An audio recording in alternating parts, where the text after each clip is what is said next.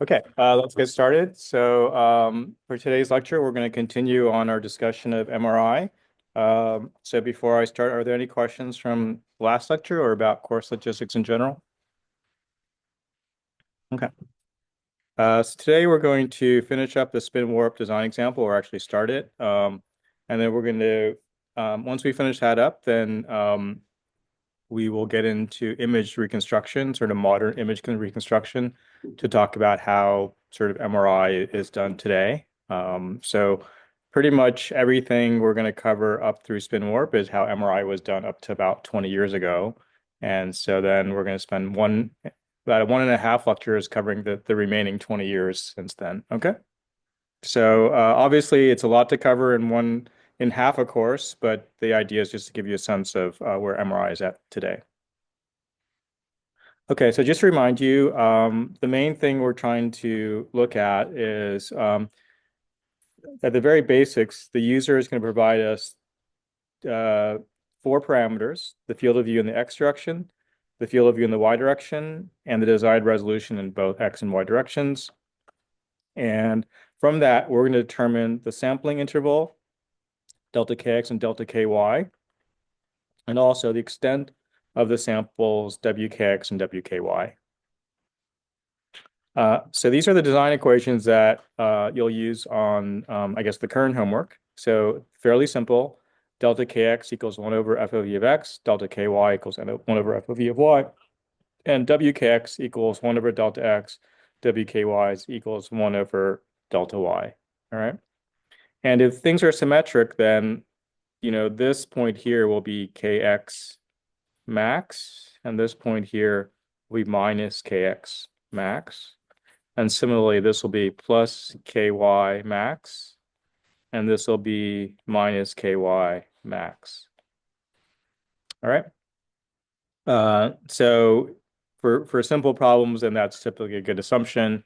In general, that may or may not be true. For example, in the EPI example, you'll notice that as you go through it, you'll notice that we might acquire, let's say there's more lines acquired below 0 than above 0.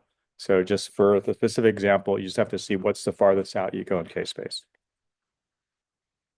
Okay, so to review where we are with spin warp, this is the most basic way of going through K-space. We just want to go line by line by line by line through K-space. And each time we go through one line, we are exciting the magnetization. As it precesses, we are measuring the signal as it crosses through K-space. And then we'll wait some amount of time, excite it again, and we'll acquire another line in K-space. All right. And so we do this over and over again until we've acquired sufficient samples in K-space. And so today we want to talk about the design of these gradients. So this one here, the readout or frequency gradient, as you can see, it's the same across all repetitions. So we're going to design that first. And then we'll talk about these phasing codes, and you can sort of see these just change in amplitude over different K-space acquisitions. And so we'll talk about those next. Okay. So remember, basically, we get the MR signal in. We sort of break it into its real and imaginary parts. We can low pass filter them, and then we sample the data. All right.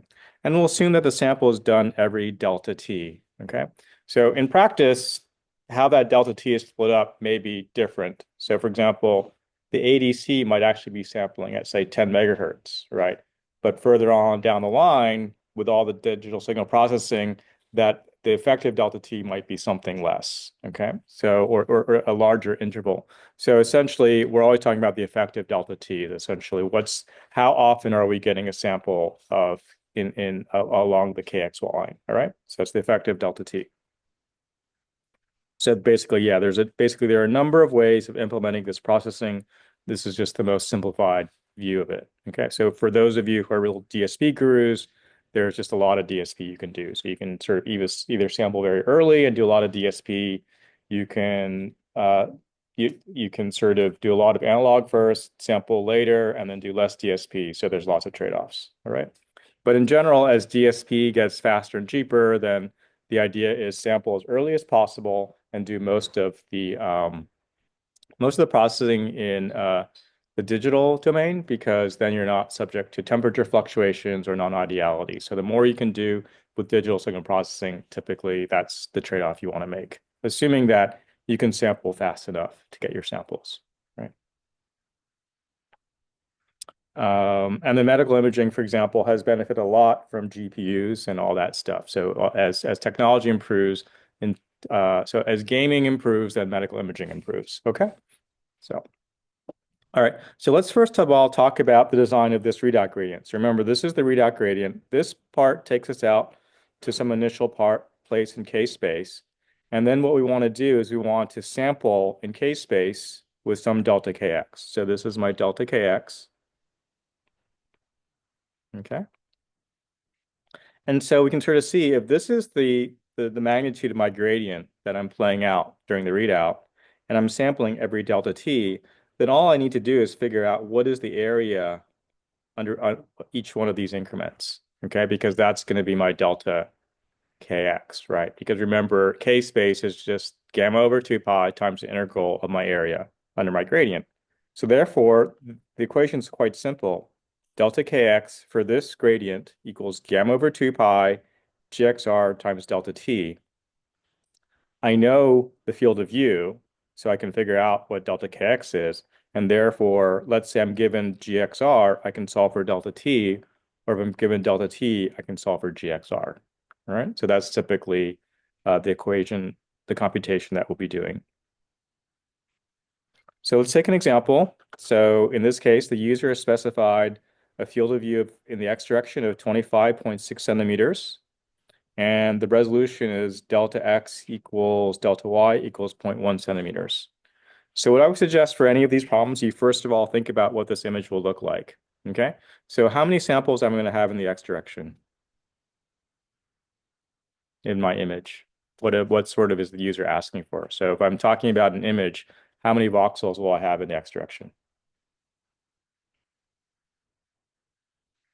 256. Yeah, we're not talking about higher math here. Okay, and how about in the y direction?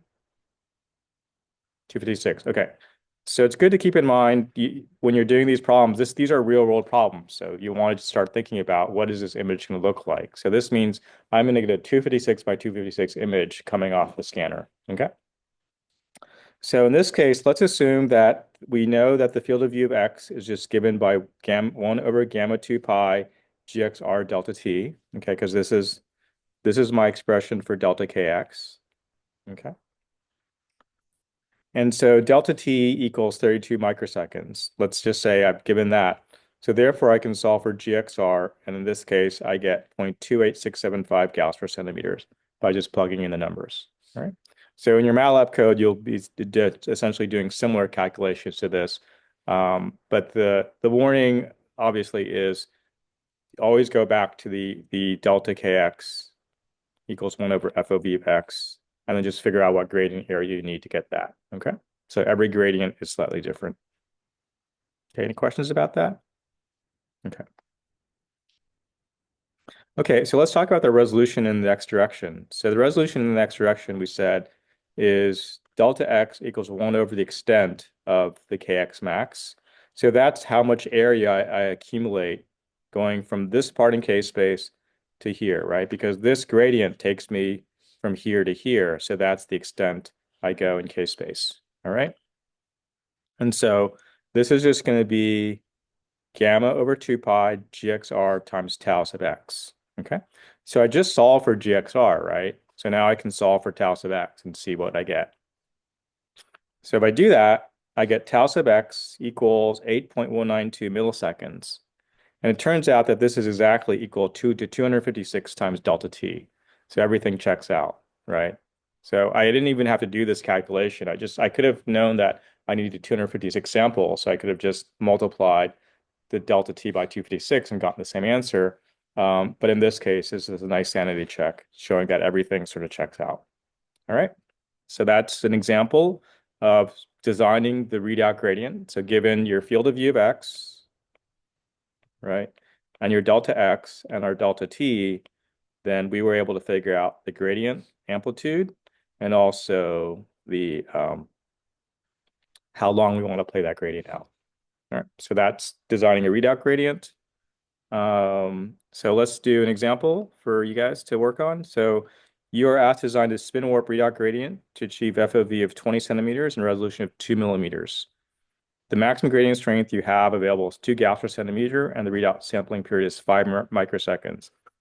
How large should that readout gradient be? Okay, so just take a few minutes. I'll open up a poll online so people can work on it online, and then we'll regroup in a couple minutes.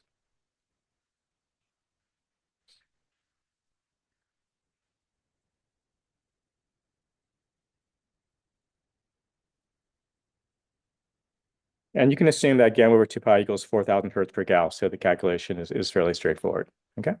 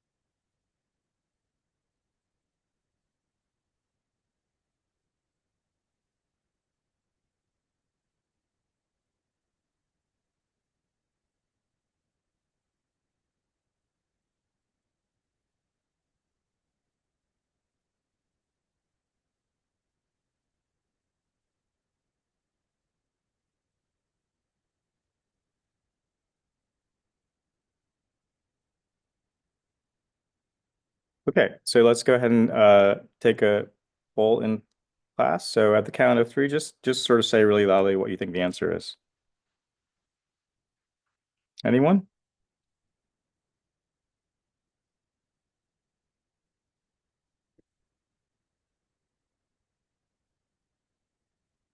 Okay, so no one has any idea. Okay, great. So, okay. So let's go through this problem together then. So which of these should we use? Should we use the FOV or the resolution to solve this problem?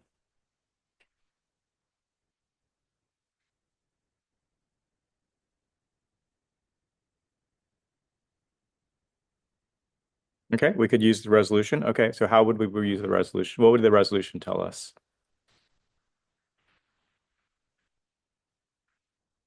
Right, so delta X equals 2 millimeters. Okay, and so we know WKX, and so that's equal to 0.2 centimeters.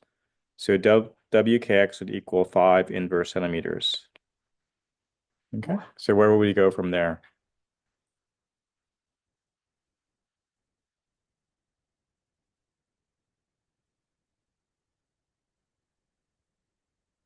The readout gradient, go ahead. So the 2 Gauss per centimeter. Oh, no, the formula for the example. Okay, so sure, we could do so we know so let's sort of so we can certainly go this way, but we're given delta t, right? Okay, is that right? We know delta t, is that right? Okay, so let's see what we're given. We're given field of view, we're given delta x, and we're given delta t. Okay. So what would be, and what we want to solve for is, let's say, call this amplitude as A. Okay. So what would delta kx equal to in terms of A and delta t?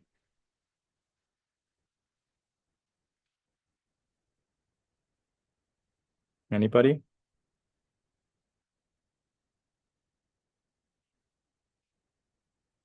Here's the what, sir? So with delta kx, we're given I have A, I want to solve for A, and I have delta t. So what is delta kx equal to? Okay, 1 over the field of view, good. And what about in terms of the gradient parameters? How would I write delta kx in terms of the gradient parameters?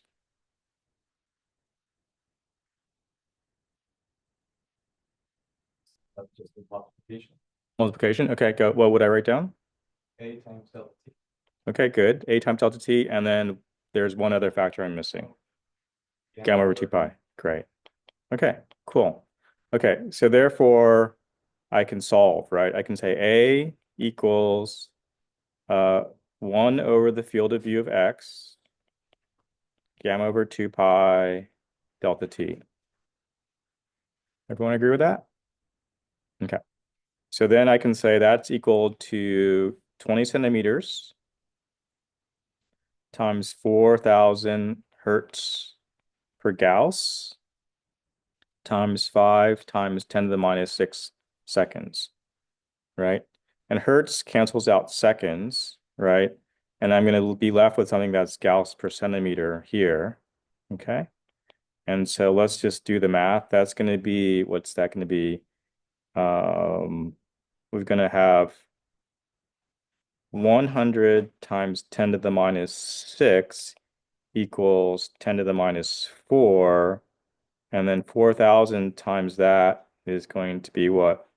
0.4. So I won't have 1 over 0.4 Gauss per centimeter. Okay. So that's going to be equal to 2.5 Gauss per centimeter. Right. Okay. So I can't actually quite do this. Right. It's actually, if I actually try to do this, this is an example where the scanner would actually say, you can't do this. Okay. Because I only have 2 Gauss per centimeter.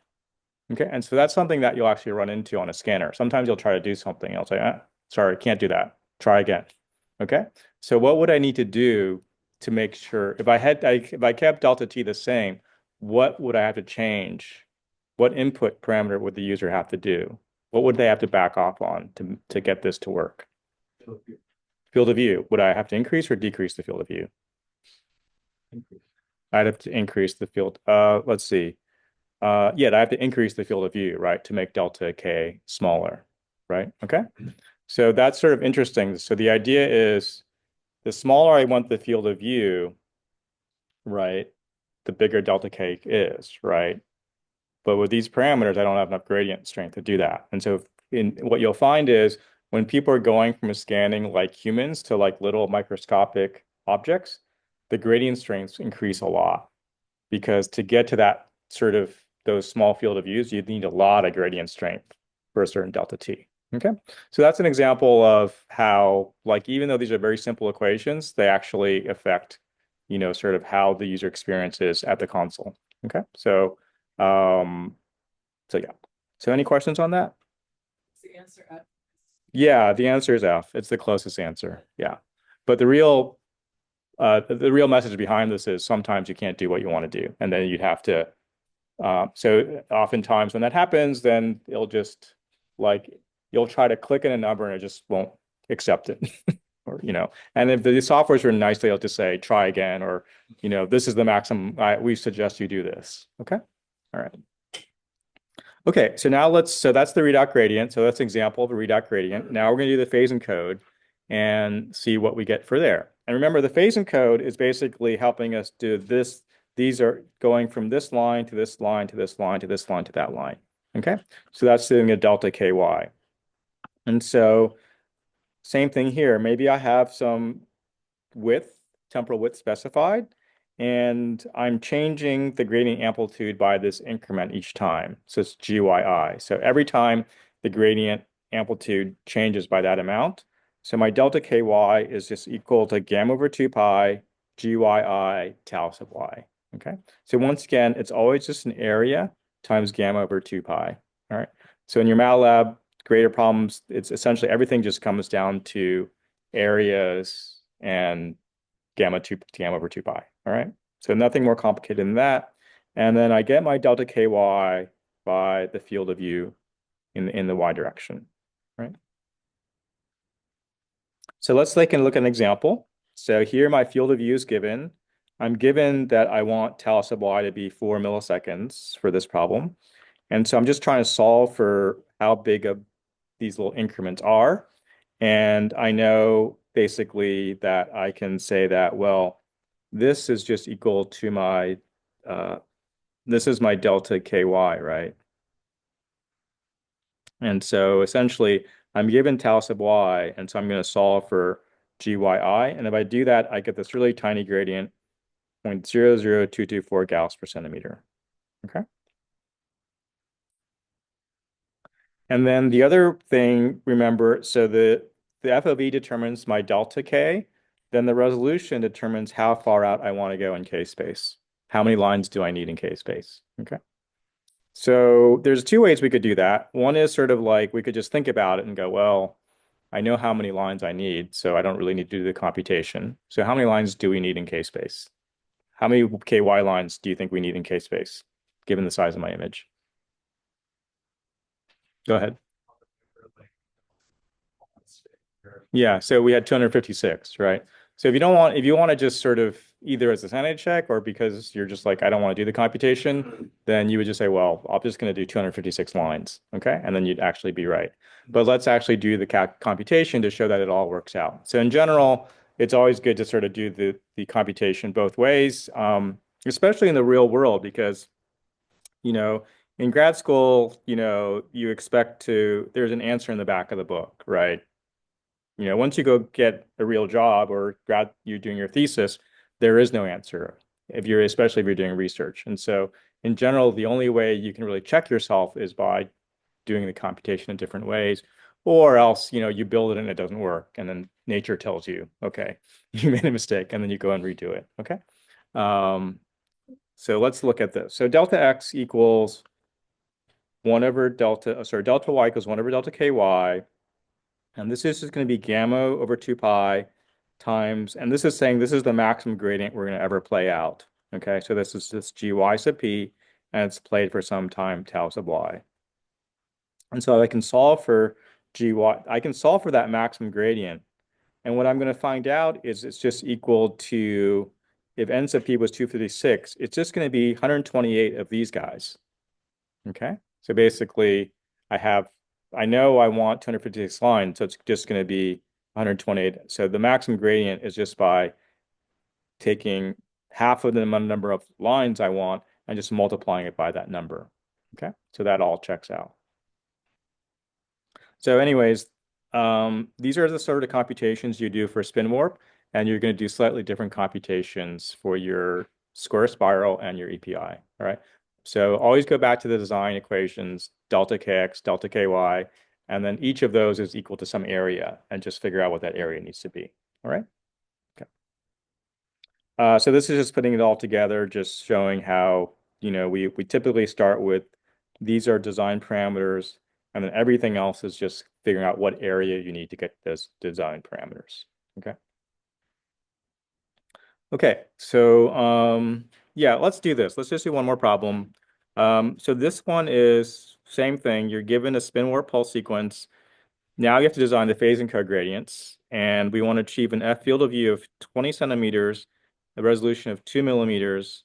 The maximum gradient strength now is 6 Gauss per centimeter, and you're asked to figure out the minimum width you can use, okay, for those phase and cogradients, right? So now it's slightly different. And typically in MRI, you want to go as fast as possible. So now you're asked to say, hey, I want to go as fast as possible. I have this gradient strength available.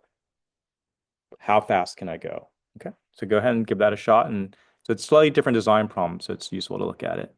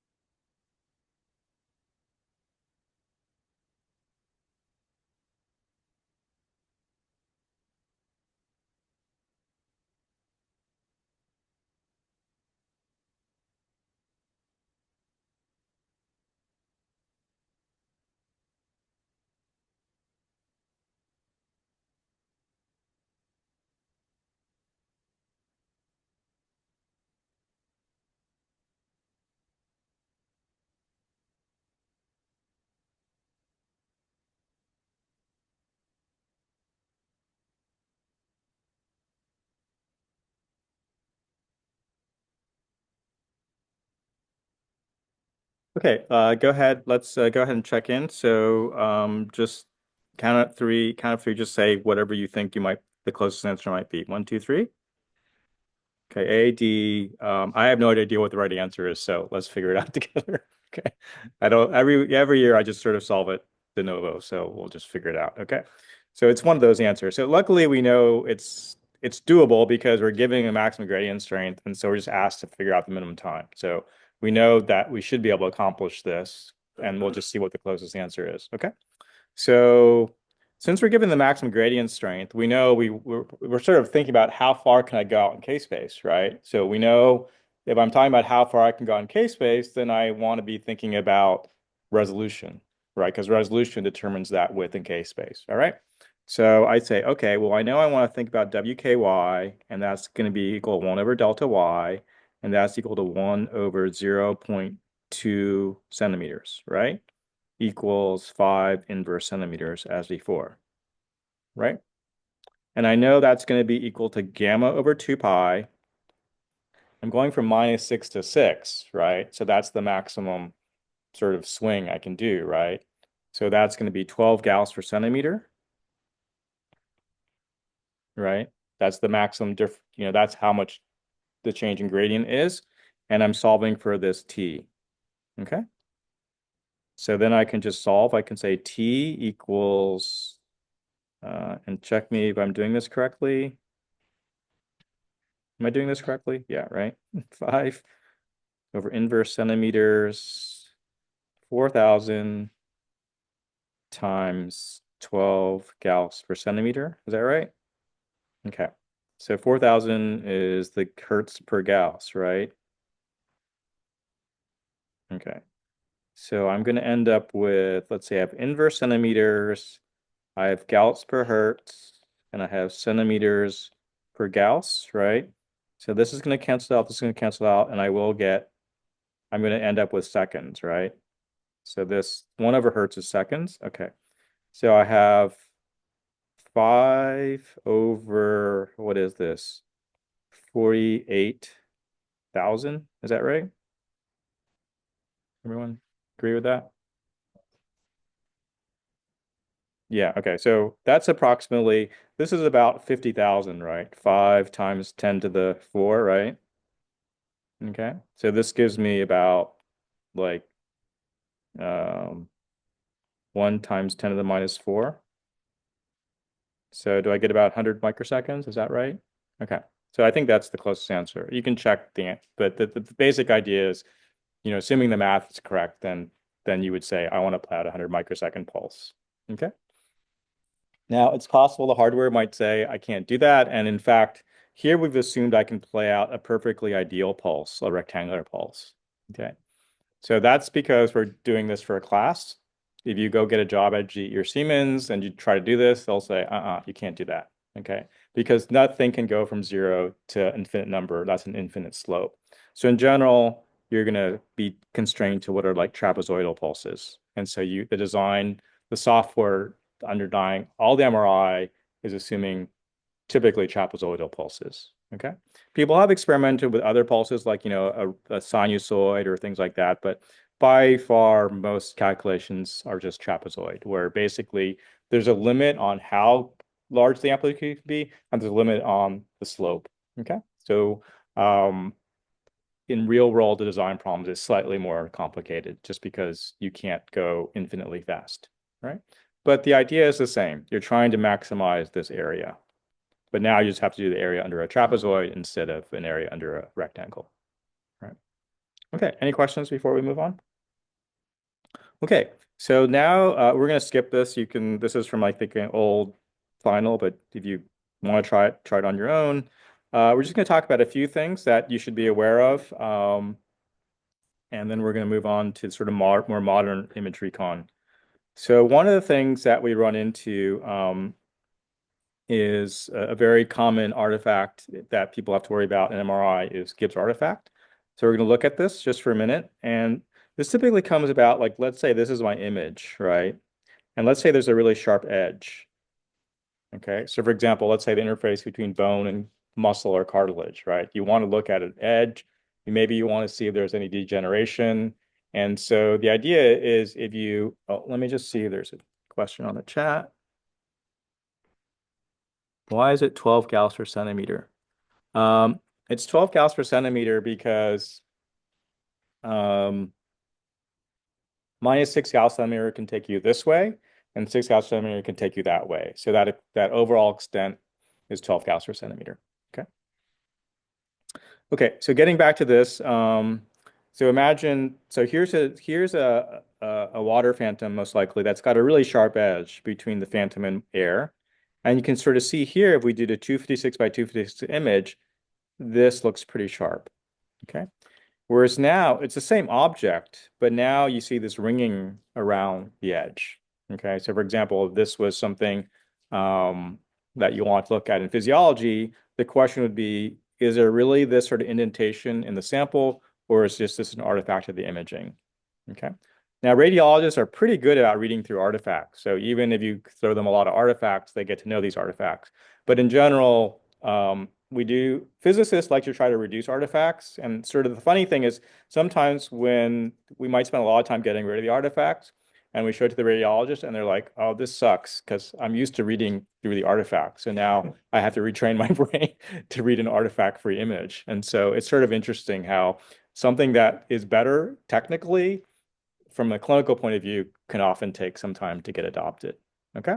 I think right now the field is going through this with deep learning, right? So deep learning is in some cases making the images look better and getting rid of artifacts, but the radiologists are still suspicious of it because they're like, well, I'm used to seeing the artifacts. Seeing the artifacts sort of in some sense tells them they know what's going on. Like they know where the artifact's coming from, so they can just read through it. They essentially they do the deep learning on their own. And so when you give them something that the deep learning has done it, they're like, well, I'm not sure the deep learning took out the right thing because, my brain is still better than a deep learning network for now, maybe. Okay. So it's sort of an interesting sort of use case of when you're an engineer, you really have to talk to the people using the technology to see if they actually want to use it. And sometimes it might take 5 or 10 years for them to adopt it. Okay. But let's get back to this sort of question here. So the idea is that essentially, in one case, maybe I've gone out, say, let's say this is in case space, I've gone out, I've got a window of this much in case space, right? I've taken this much of case space and I took 256 lines in case space, right? And so the inverse transform of that is a very sharp sinc function, okay? So I take my edge and I convolve it with this sharp sinc function and I get these ripples, right? But they die off fairly quickly, okay? But in this case here with 128 lines, I only I didn't go out as far in case space, okay? So then the inverse transform of that is this fatter sinc function. So when I convolve that with my edge, the problem is I have ripples and there's the same height, but they just go out farther. So from the point of view of visualizing it, it looks like I can see the ripples. Whereas here, there's ripples, but they just die off quickly enough that the radiologist or whoever's looking at it's like, okay, that's fine. Okay. So one sort of solution, if you are seeing ripples and someone says, oh, hey, there's Gibbs artifact, can you get rid of it? Is just go out farther in case space. Okay. But the trade-off is that takes more time. Right now I have to collect more lines in case space. So that's one of the trade-offs that you would have to make. Whoops. Keep and go back to this. Okay. The other thing you could do, though, is you could do, and this is sort of where you're sort of seeing some connection between CT and MRI, is you could window the data, right? So remember in CT you had a RAM-LAC window, and some of you looked at what if you did a Hamming window or something like that. You can do the same thing in case space in MRI. So typically, instead of collecting, you can collect all the lines in case space, but you say, well, I'm going to weight the lines further out less. So I'm just going to multiply the data by a window. Okay. And so you might still collect out to this point in case space, but you just multiply that by a window. So instead of rect function, you have, in this case, a Hanning window. And so you're down weighting the data, which is sort of okay, but it's also sort of a shame because you spend time collecting that data, right? And now you're like down weighting it. So it's like, do I really want to do that? But sometimes you might do it. Okay. In this case, the rec function had the sync function, and so that led to the ripples. If I have a handing window, the nice thing is its transform is nice and smooth. Okay. So when I convolve it with that edge, instead of getting these ripples, I get a nice smooth transition. But what if I given up here? What's happened to this edge with the handing window? Sharp. Yeah, it's not as sharp, right? So the sync function led to the ripples, but it's fairly a steep increase, whereas the handing window got rid of my ripples, but now I have a much slower transition. Okay, so it's essentially smoothed out my edge. So if I want to keep the sharpness, and if I care about that, I might stay with the sync window and just live with the ripples if I know that that's just an artifact. Okay, and radiologists are pretty good about reading through artifacts. So if they know, okay, I know that that's just an artifact, I'd rather see the sharp transition. Okay. And then one other thing that is sort of the thing that is interesting about MR and that we'll talk about is what happens if you want to like image, in this case, for example, someone's cervical spine, right? Let's say they're in a car accident and you want to sort of see, has there been tissue damage, right? And you want to do this image and you want this to be the field of view, right? Let's say this is my field of view. Okay, that's my desired field of view. But the object itself continues, right? I mean, the head continues and the body continues, right? So in fact, the actual field of view is much bigger, right? And so if I had to account for the entire field of view, then what does that mean? FOV becomes really big, so delta K gets really small. That means I have to, if I want to go out as far in K space, it's going to take me more time to go out in K space. So that's not a great trade-off, right? But that means that's saying if I want to image anything like that, then I have to spend time worrying about stuff I don't really care about. Okay. Because I don't really care about all this stuff, right? But if I don't do my job right, all that stuff is going to alias back into my image. So the cool thing is that as long as I make that long direction the readout direction, remember the readout direction, the signal is coming in as a function of time. And it turns out, we'll see, there's a cool trick you can do to essentially get rid of all this stuff before it gets into your processing. Okay, so let's take a look at that. So here's the basic idea. Let's say I just want to image, this is my desired field of view. Okay, but all this stuff could alias into that field of view, remember, because if this is my field of view, I basically have to sort of replicate everything in that field of view, right? And so everything is going to overlap. But the idea is, while I'm playing the gradient out, this gradient, remember, anytime I apply a gradient, spins at different locations, spin at different frequencies, right? So I know that within my field of view, there's going to be some bandwidth of frequencies that the spins are spinning at. And then all this stuff is going to be spinning at some other set of frequencies, okay? And since it's a temporal signal coming in, I can just apply electronic filter to say, just filter all that stuff out. And essentially, I get rid of the contributions of all those spins. And so the nice thing is in the readout direction, I can easily specify, I just want to see this part of my object, okay? So that's sort of an interesting thing where in any exam where you're trying to do this sort of imaging, you'll always place this long direction as the readout direction, okay? And that's why. And this is just shown here. Essentially, you use this low pass filter or some other filtering. It could be, depending on how it's implemented, but it's some sort of filtering that just gets rid of those frequencies that you don't want. Okay, let's another question. The trade-off is both collecting more data and reducing ripples are in our favor. Actually, collecting data, so let's throw out to the class. Why do we not want to collect more data in general? Time, right? And time equals what? Money. Okay. So that's why. Okay. Time not only equals money, but also it can be the difference between whether you can do the exam or not. Okay. So for example, if you're scanning a baby, is a baby going to hold still for 10 minutes? Probably not. So therefore, a lot of the push behind faster imaging is actually pediatrics, right? The other push, obviously, is just money, right? If I can do 10 patients in an hour, I can make much more money than I can only do 2 subjects per hour. Okay. Yes, question. Does that, or kind of your readout, since you said it's always in that direction, change a lot depending on the patient's height or, different factors that are physiologically different, or is that something that doesn't impact the final readouts or the filtering that we're doing? Like, we have to change our filter. No, it doesn't matter how big the person is. It just depends on how good that filter is. Okay. Yeah, I mean, and there sometimes we'll make that filter, we'll sort of do what's called oversampling and sort of just go out. We might make the field of view a little bigger because there's always going to be a transition zone. So yeah. But once you're outside that transition zone, typically the filter is so good that stuff isn't going to come back. Yeah. Okay. So that's sort of we'll come back to sort of things like MRI contrast and other things, but now we're going to switch gears and sort of give you sort of a historical view and try to catch you up to speed on where we are today with MRI. So if you go and get an MRI done today, although you'll use a spin warp pulse sequence, you'll use also most likely, especially at UCSD, the protocol will use a lot of these advanced methods. Okay.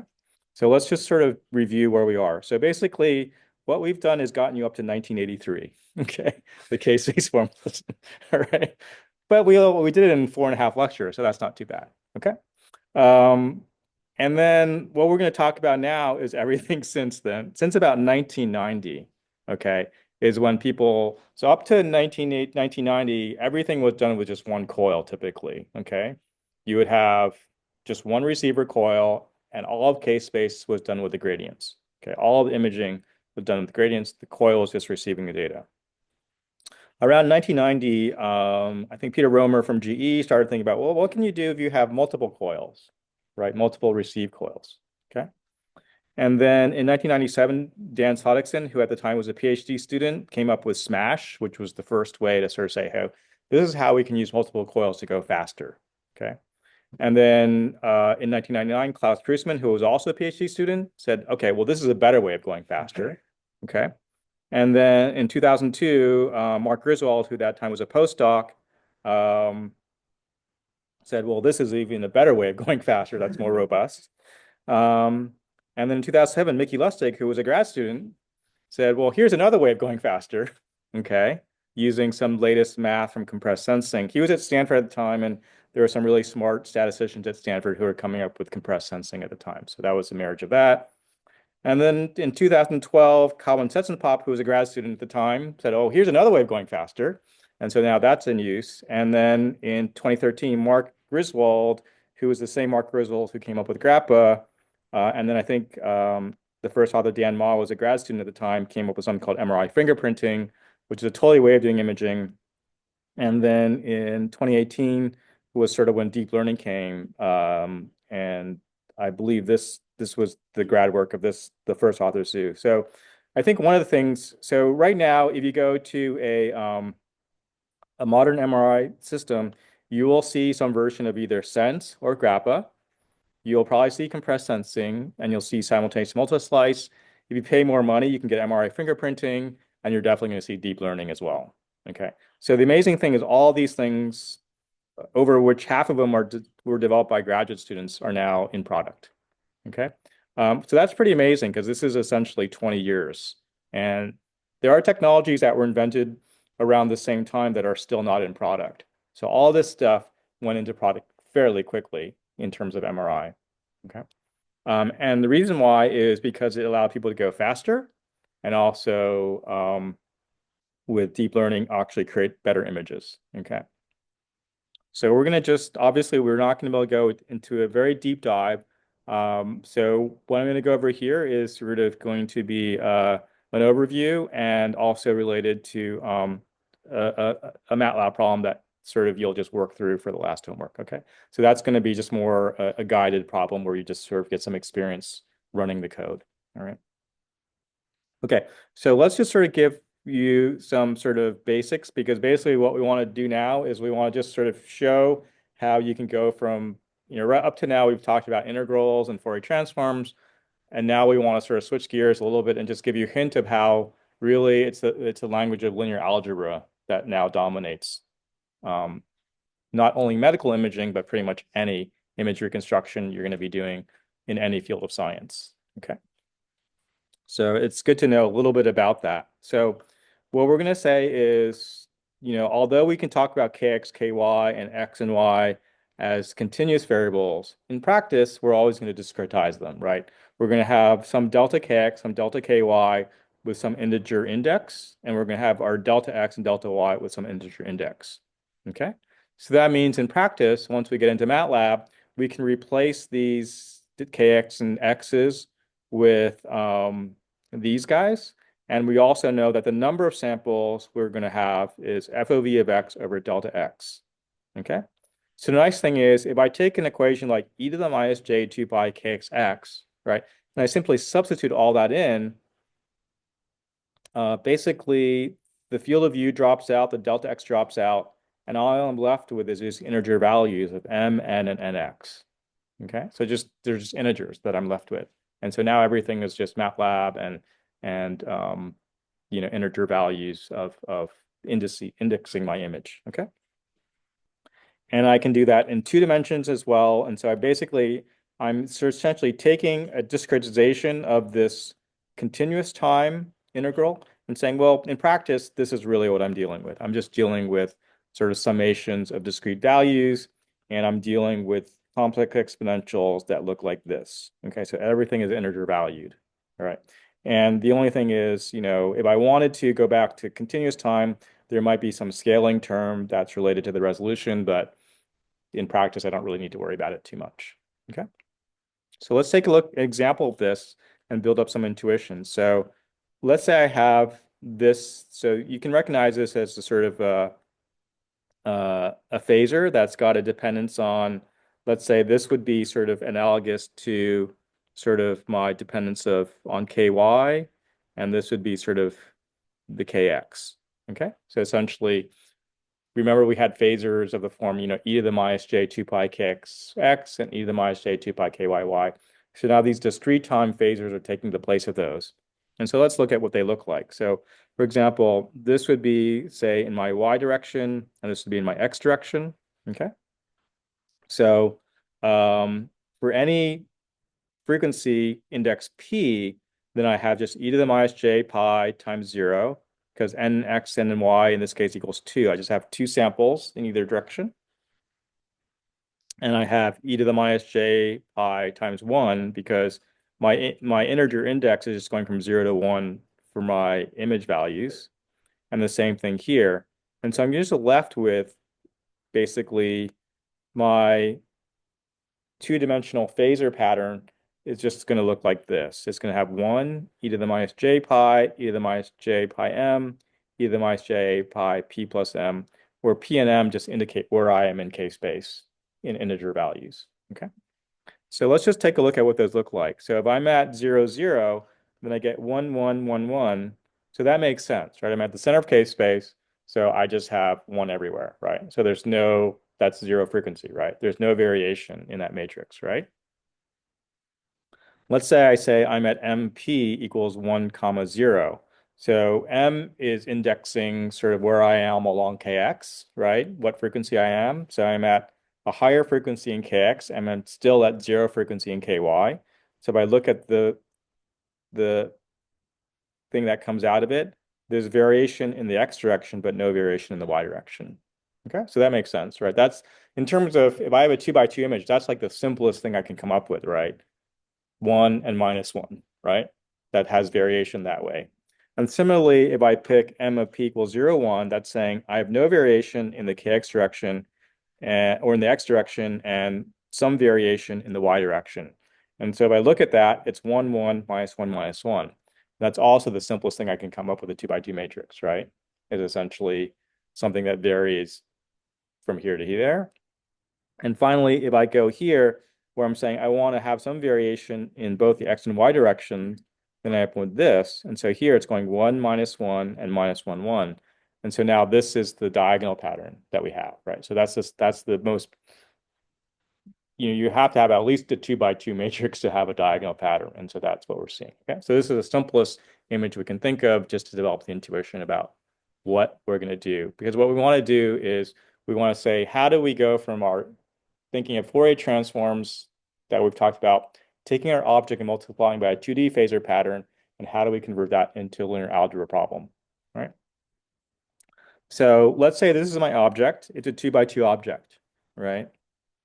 And let's say y is the Fourier transform of that object. Okay, so we've the sort of same thing we've talked about before, right? So what we could say is this is the DC component, the center of K space. So I take my object and I multiply by this thing that has no variation, right? And if I do this in MATLAB, this is the MATLAB notation, I would get this number here, and that's the number I would put. So that's exactly what we've talked about. We take my object, I multiply it by a pattern, I sum it up, that's one point in K space. This is exactly what MATLAB FFT2 computes, okay? Similarly here, this point in K space is a point along the KY axis, so I want to multiply by something that has variation in the Y direction. So I take my object, I multiply by this really simple thing, right? I sum it all up, and that's this point in K space, okay? And I can do so on and so forth for the other points in K space, all right? So that's sort of what we've been talking about before, where we think about objects and phasor patterns or Fourier components, multiplying them together, okay? But this is sort of like, I had to do 4 steps to do that, right? And so the question is, well, I don't really want to do that, because imagine if I had a 256 by 256 image, I'd have to do that same thing over and over and over again, right? Which would be a pain in the butt. It's also really hard to analyze. So what I want to do, then I want to say, well, actually, I can just rewrite that as a matrix multiplication. Okay. So it turns out that if I take this guy and write it out as a column vector, that's just 1, 1, 1, 1, right? Or sorry, 1, 1, 1, 1 here, right? So y11 is just 1 times this times this times this times this times this times this, which is exactly the same thing as this. Okay. And similarly, y21, okay, which is taking x1 times 1, x12 times 1, x21 times minus 1. So I can write that as 1 minus 1, 1 minus 1 times all these guys. Okay. So the key is, as long as I take my object and just make it from a 2 by 2 matrix and make it a column vector, then I can also write the Fourier transform also as a column vector, and it's just a matrix multiply. And once you do that, then you're in the realm of linear algebra, and then all you have to do is just do linear algebra, okay? Which is good because that's also the, that underlies most of the machine learning and deep learning and all this stuff. So basically, now you're in the realm where you can sort of take advantage of all these modern tools. Okay, so this is the basic idea. So we've been thinking about it in this terms, where we think about, okay, well, I have a 2D object, and therefore I have a 2D Fourier transform. Okay, and now what we're going to say was, well, if I want to take advantage of linear algebra, what I need to do is I need to vectorize this 2D matrix. So if I vectorize it, it looks like this. So I just go column, I take column by column by column and just stack those columns, right? And the nice thing is MATLAB, that's all you got to do, right? And just do that, okay? And then same thing with my image, I'm just vectorizing that.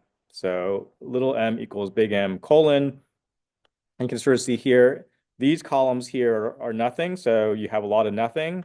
And then you start hitting these columns, right? And so you're repeating, these are essentially the columns of your image. And then all of the Fourier transform components are now in this E, which we call the encoding matrix, okay? So for example, if my object has NX, NY voxels, and my MR signal, I have NKX, NKY samples, then in general, I can go from this column vector, multiply it by my encoding matrix, which has essentially these complex phasor values in them. And then I get my MRI signal out, okay, at every point in K space. And if it's a fully sampled acquisition, then this is going to be a square matrix, right? Because if I have, say, 128 by 128 in one domain, then I'll have a 128, let's say I have 128 by 128 in this domain, then this is going to be 128 squared elements, right? And if in the Fourier domain I have the same thing, then it's just going to be going from 128 squared vector to another 128 squared vector. So then in that case, E would be a square matrix, okay? So if I do full Fourier encoding, which means I've satisfied the Nyquist constraints that we just talked about, then E will be a square matrix, okay? And so what we're going to talk about is what happens if E is not square, okay? Because that's where things get interesting, right? If E is square, then we know what to do. We just do what we did for the spin work.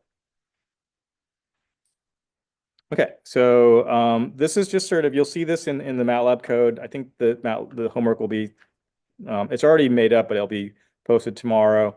So this is just showing how we build up the encoding matrix row by row.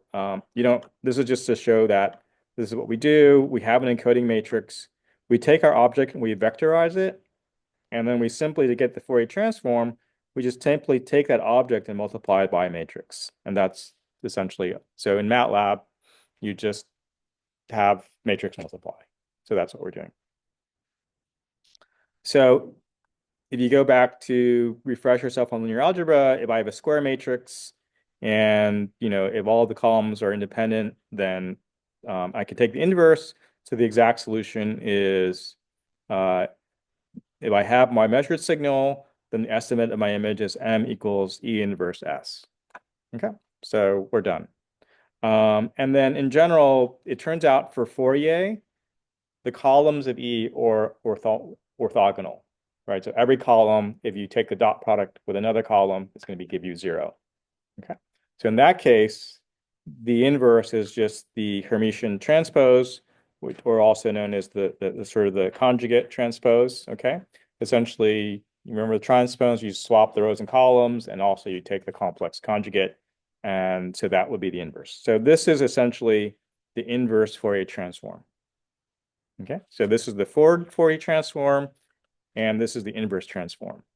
And that sort of makes sense, because remember, in the forward transform, we got like e to the minus j2 pi kx. And the inverse transform was exactly the same thing, that we just had e to the plus j2 pi kx. So that's what you're seeing here, okay? So now what we want to do is we're going to look at two interesting cases. One is, what if we have more rows than columns? Okay, so if you remember from linear algebra or even high school, this is overdetermined, right? So what do we know about so number of equations is greater than the number of unknowns, right? So what do you know about this problem? Is there a solution? Okay, but is there an exact solution? There may not be an actual solution, right? But there will be a solution that minimizes your error. Okay, so in general, for example, if you go back to like high school or elementary school, if you have more equations than unknowns, there may not be a solution to this equation. But for the purposes of making an estimate, we can always come up with what's called the least squares estimate, which minimizes the difference between what you measure and what you think your estimate is. And the estimate is just E times M hat.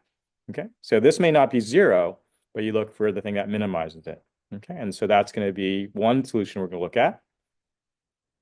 The other solution we're going to look at is the underdetermined case, where there's number of equations is less than the number of unknowns. And what can we say about the number of solutions for this? How many solutions satisfy this in general? Is there just one unique solution?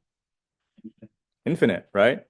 So remember when you first saw this in, I don't know what grade, this was one of the things you had to sort of say that, oh yeah, there's not a unique solution, right? So therefore, the solution we'll talk about is the minimum norm estimate, the solution that's smallest, right? If the solution is a vector, it's the smallest vector that we can come up with, okay?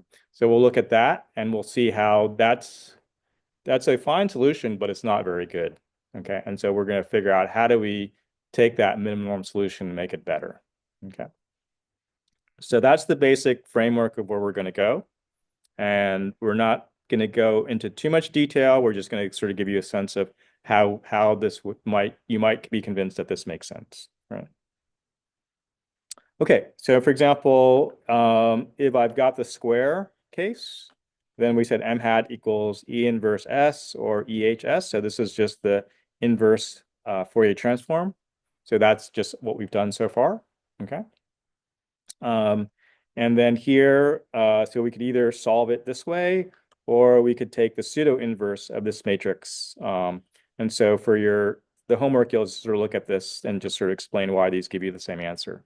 Okay. And then here's some things that could help out with that. All right. Okay, so let's take an example of that. So we just said that if I have my 2x2 image, I can make it into a vector, and then I'm going to get a vector of my Fourier components, and the solution is just that. Okay, so you could either do that by hand, or you could just type this into MATLAB, and you'll get the same thing. All right, I just take the inverse of this guy, and that's this matrix, and so I can solve for my image. All right. And so it turns out that this is just equal to, I can take, this is basically just each column is multiplied by its Fourier component. So you can sort of see here, the Fourier component at 0 multiplies this thing that has no variation. This Fourier component, when I reconvert it into,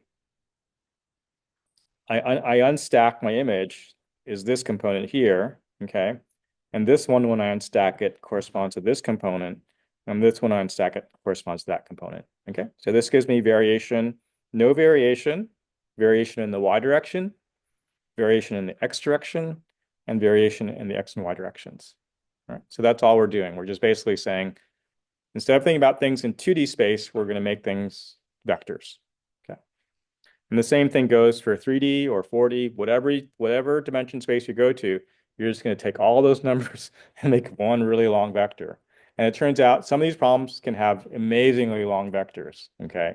And that's the case now where you have to sort of get your friends in computational science or numerical algebra to help you solve these huge problems, okay? Because they get to be these really big problems. Okay, and so what has enabled that? Well, we've talked about this a little bit when we first talked about MRI. What's enabled this is the hardware has evolved with the software, okay? So this first started off with someone at G saying, well, what would happen if we had multiple coils? And then people figured out what to do with that. And then so that led to people to develop better multiple channel arrays. And so those two things have gone in parallel. As the math got better, then people came up with better hardware. So if you bought an MRI system, say 30 years ago, you'd only have one receiver channel. Okay. Now, for example, the latest MRI we're getting, typically the standard will be 64 channels or 128 channels. Okay, that's just standard now. Okay, for a place like UCSD, right, where we sort of want the latest and greatest. All right. So that means that there's been a lot of development. So this is, we saw as a prototype coil, and now this is the product Siemens coil. I believe this is another Siemens coil, sort of whole body array.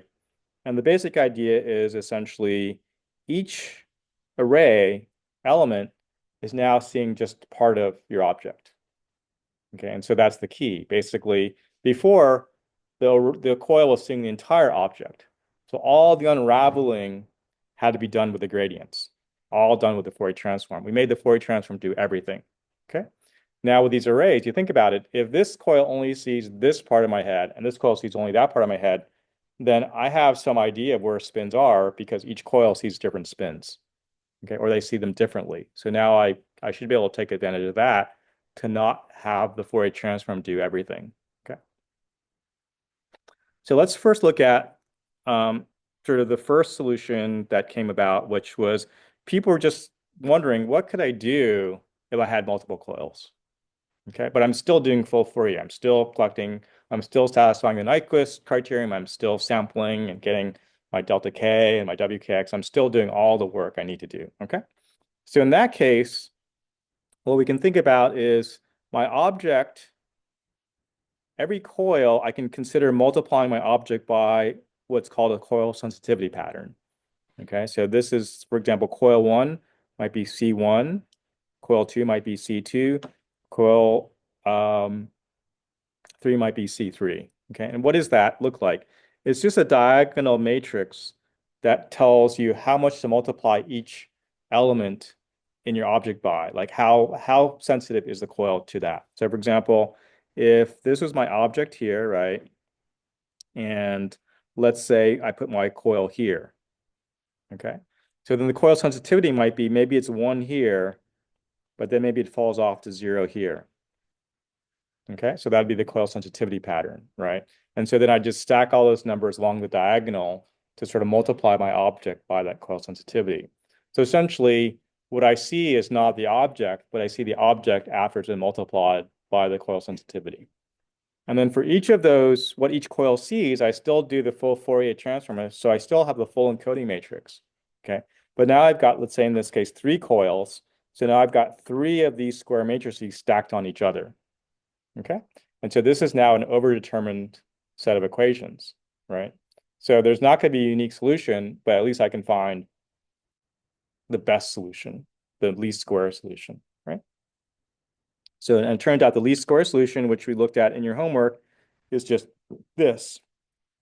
Because we're assuming that E is full rank, so the columns are independent, then we can write this inverse exists, and we can write the least square solution. Okay. So that's what we're doing here. We're essentially, in the code, you'll see we define a coil sensitivity pattern. I believe this sort of probably looks something, it's, one of the patterns looks like this, the other pattern looks like that. Okay, so we're defining a sensitivity pattern, and we're just doing things in 1D to keep things simple. And then we define our encoding matrix, and you can sort of see here, our encoding matrix now has our full encoding matrix multiplied by that coil sensitivity pattern. So for example, this would be E full times C1, and this would be E full times C2. All right. And then you can sort of see this as just stacking that. Whoops, keep. This whole thing is just EF C1, EF C2, because I have that semicolon. Okay, so those 2 matrices are just stacked on top of each other. Okay. And then my Fourier, what I measure is just this encoding matrix times my object, right? And then the solution is just this, what I measure, times the pseudo inverse of that encoding matrix. Okay. So the nice thing is once you have it all figured out, at least for these problems that are small enough where MATLAB doesn't like yell at you when you do pseudo inverse, then it's just 1 line of code, right? Okay, so remember the overdetermined system is simply essentially, if this is what I measure and this is what I can predict, it's just picking the solution that has the smallest error. Okay, and that error, as you can sort of see, is going to be orthogonal to my model space. Okay, so that's just the principle of orthogonality, which is probably, if you had to pick like if I think about what I use from grad school, this is probably the thing I use the most. Okay, the principle of orthogonality. Like it comes up everywhere. So if you just sort of keep this in mind, it will get you through a lot of sort of data estimation statistics problems. So if you think about this, like even for statistics, like for ANOVA or all these things that you're like, well, what the hell is that? It all comes down to the principle of orthogonality. Okay.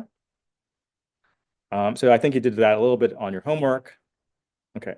So it turns out that the fully sampled acquisition is just this. Okay. So we've got this overdetermined set of equations, and I'm not going to go through all the math, but it turns out the solution looks like this, where basically it's going to say, let's see, what is this saying? It's saying take the image from every coil. So this is the image from every coil, multiply by its coil sensitivity pattern, and then divide by sort of the sum of all the coil sensitivity patterns. And it turns out that a really good approximation for that, for the coil sensitivity patterns, is just the image divided by the sum of all the other images. And so this turns out to be a really good approximation for doing all this math, is just compute the image, compute the image from every coil, okay? Square that image, sum them up, and take the square root, And that turned out to be a really good approximation. So that's what's known as sum of squares, square root of sum of squares reconstruction. Okay, so this is what it looks like. For every coil, you can get an image. Okay, and you can get an image because you've covered all of K-space, right? You've satisfied the requirements. So every coil can make a good image. And then the question is, how do I combine all those images? And the answer is just the sum of squares. Okay, so that's really nice. It's a really simple computation to do. So it's just, this is the computation you do. Okay. And so this is an example of what the MATLAB code will spit out. So in this case, I have two coils. So one is in blue here.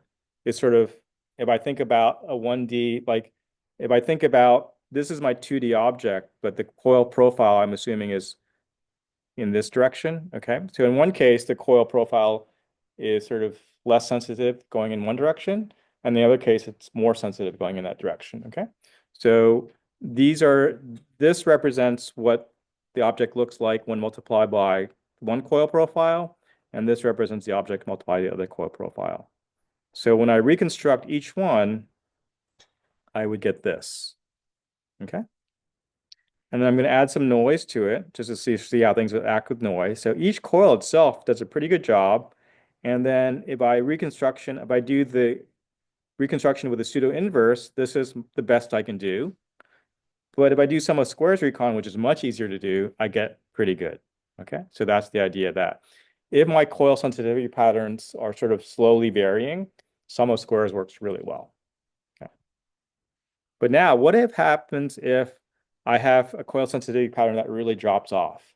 So one coil sees mostly half of the image, and the other coil sees the other half. And so in this case, this coil only sees sort of this half of the image mostly, and this sees the other half of the image. So each coil sort of reconstructs what it can see. If I add some noise, okay, and I do the pseudo inverse, I still get a pretty darn good looking image. Okay. But if I do sum of squares, I still get a pretty good looking image, but there's clearly some inaccuracy here. Okay.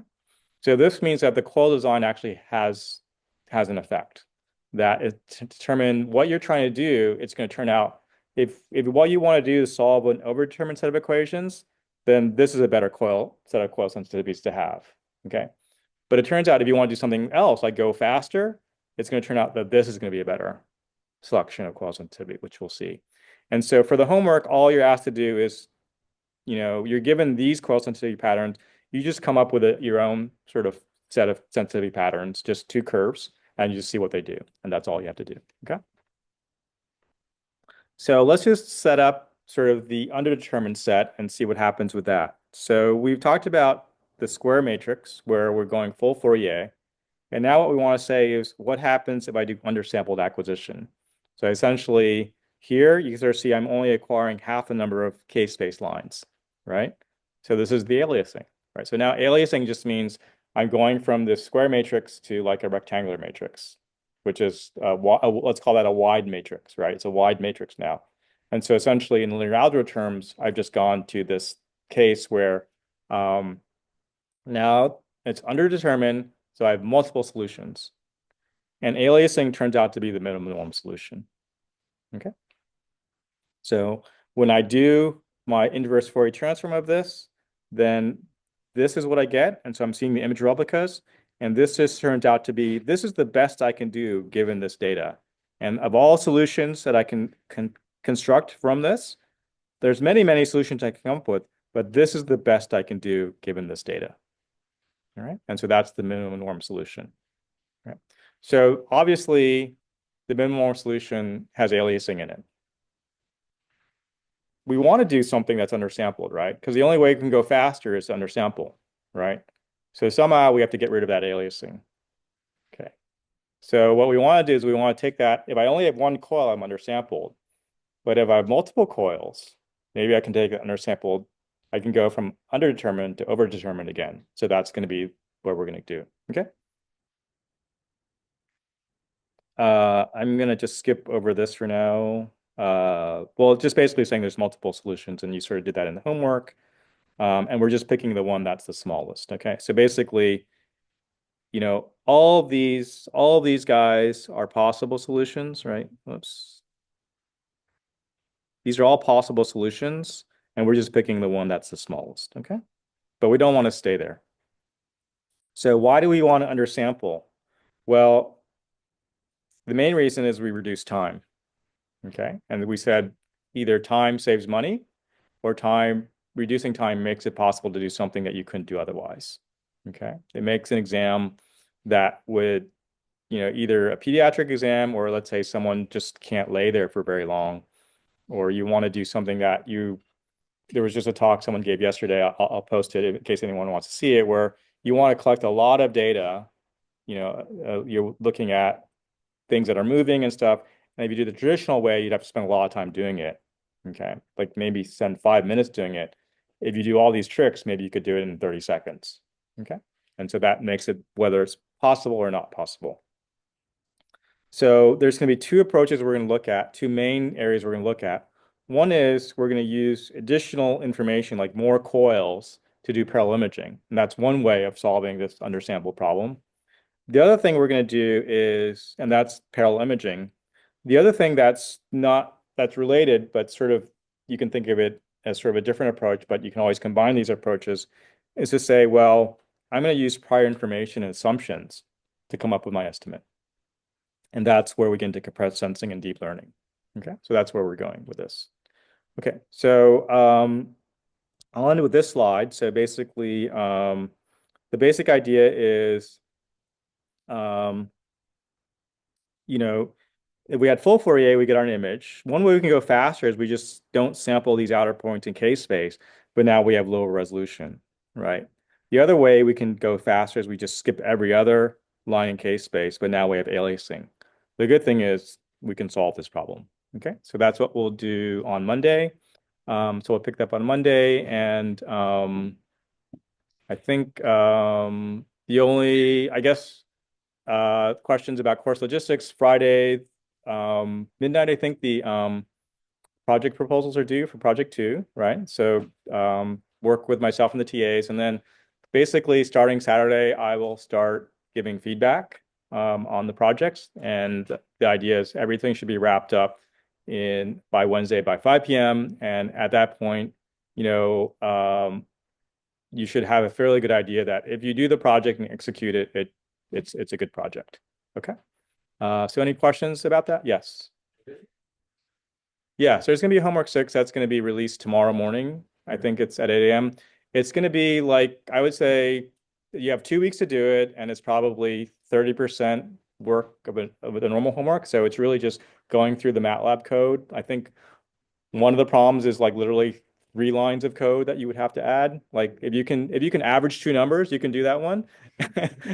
And the other one is just coming up with coil profiles and running it and just commenting on what you see. So it'll take you through the concepts, but it's meant to be sort of not super stressful. So that one's due like the first week of December, like the end. That's going to be like the Friday, Okay. but you have 2 weeks to do it. So you could literally do it. Like you could do after Monday's lecture, you could definitely do, I mean, you could actually even start it now if you wanted to. And literally, I think that homework, is definitely doable within an hour. Okay. Yeah. I mean, it's doable within an hour, but it might take you longer. It's definitely not like meant to be multiple hours. Okay. Okay. Any other questions? Okay, great. So I'll stick around to answer questions about the lecture or logistics or projects. Okay.